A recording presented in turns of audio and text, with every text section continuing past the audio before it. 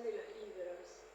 No porque sean míos en este caso, que bueno, tengo varios libros para presentarles, pero más que nada por el hecho cultural de que estemos interesados en esto de expresarnos, ¿no?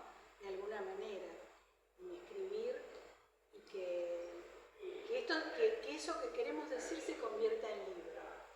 Bueno, me presento. Yo soy Mónica Landolfi, soy docente de literatura, soy escritora y especialmente me considero dramaturga, porque dentro de mis escrituras escribo más teatro que otros géneros.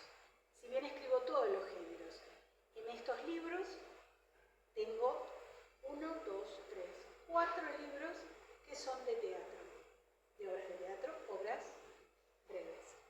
Y Kipart, La búsqueda, es una novela. Así que bueno, voy un poco a contarles de qué se tratan los libros. Este primer libro, que fue el primero que edité, tiene el nombre de En obra, Teatro en Movimiento. ¿Por qué? Porque como son obras de teatro, este primer libro incluye 3 obras de teatro, a mí me llama mucho la idea o me obsesiona la idea de estar en obra. ¿Por qué? Porque las obras de teatro, ¿para qué las escribimos?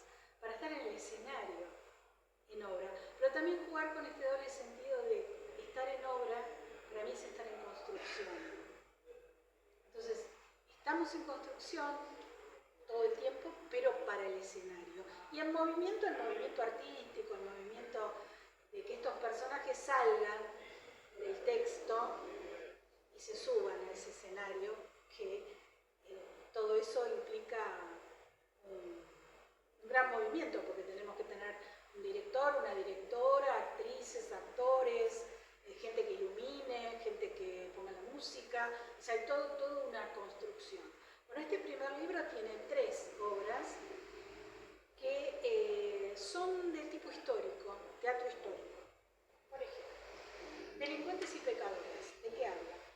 Habla de mujeres que estaban en la época colonial en la celda del Cabildo de Córdoba.